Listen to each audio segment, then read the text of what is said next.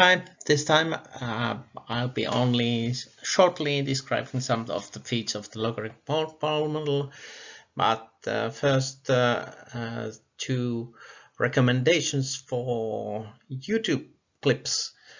So the first is from my favorite YouTube channel. It's Into the Impossible podcast from Dr. Brian Keating.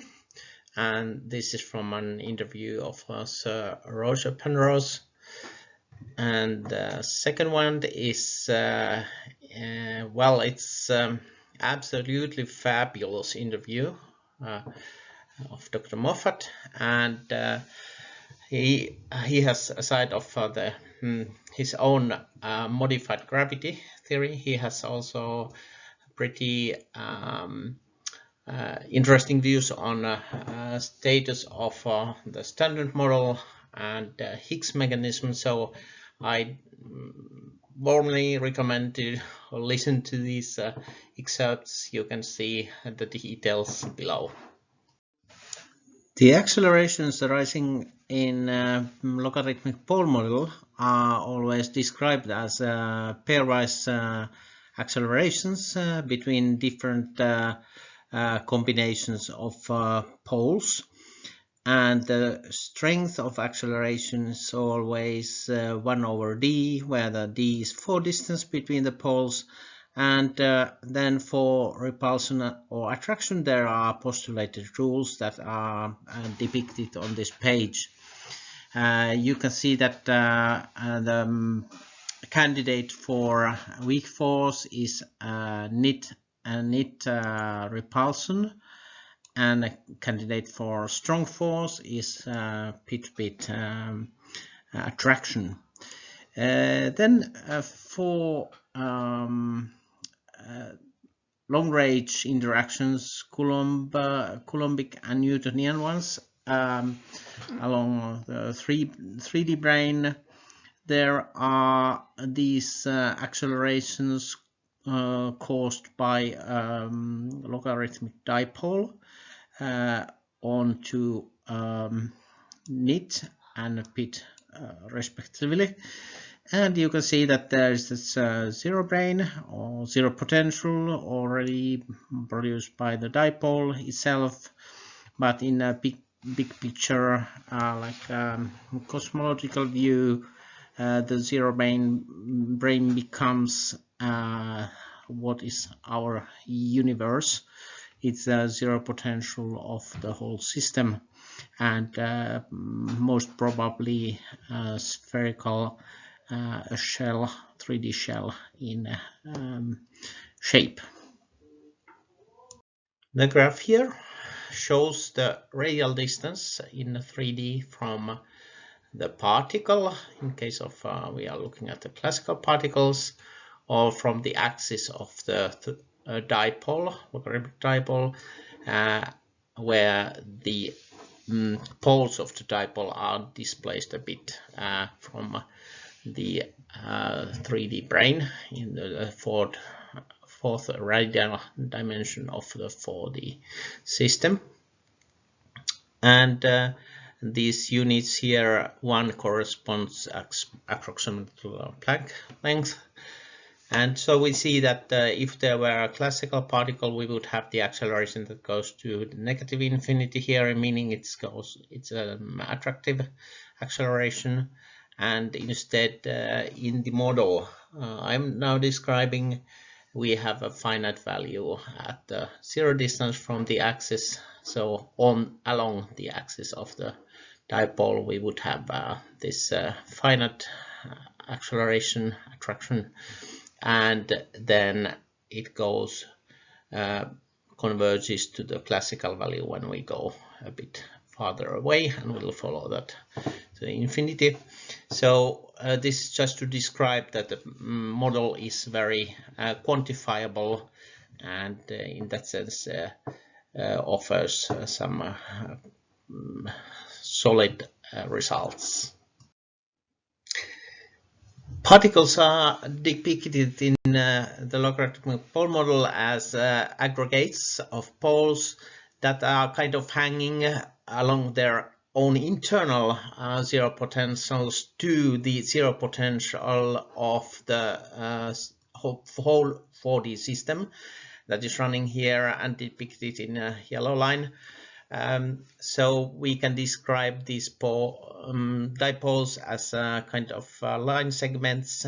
So, for instance, this one here would correspond to electron, and it has 3 pits in the center, and in a triangular shape we have 3 nits around it. So it's a 6-pole aggregate, and to the right-hand side we would have this 5 pits and 5 nits system that corresponds putatively to the proton. We'll see these structures described, or rather their mass correspondence, relative masses, described in the following slides.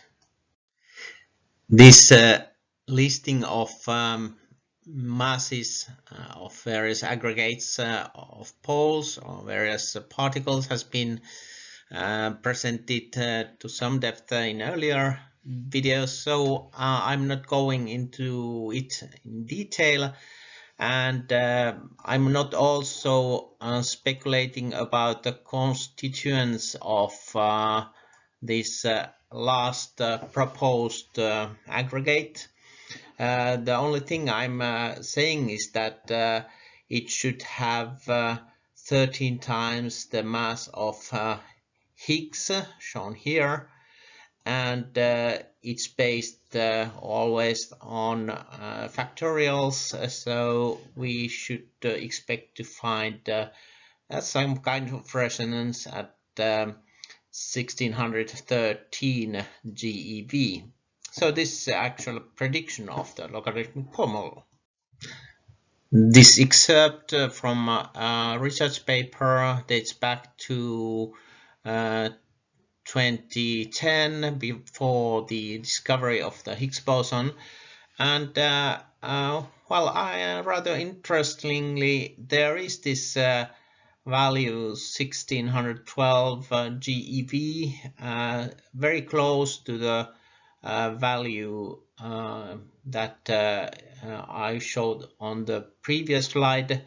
I'm not the right person to interpret what does this mean, but I see this as some kind of indication that earlier theoretical work has also concluded that one should expect to find some kind of minimum point at that specific energy value. And then another citation of more recent data. I suppose the limits shown on this paper are based on a theoretical work. I don't know, since I didn't go and look through that specific paper more in detail, just having the excerpt here for demonstration purposes. So where does the logarithmic pole model stand at the moment?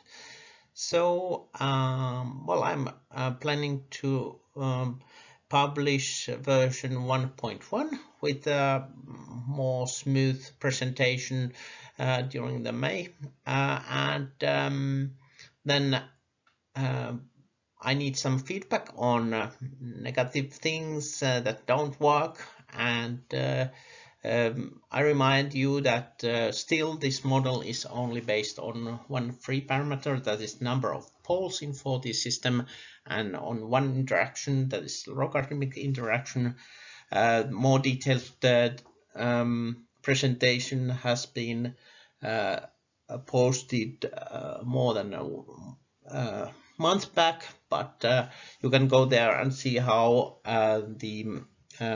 we calculate the charges for the pole aggregates and attribute electric charge to those, and their masses as shown in this video. Please like the videos, and please subscribe to the channel and tell about it to your friends that might be interested in some more exploratory ideas about physics.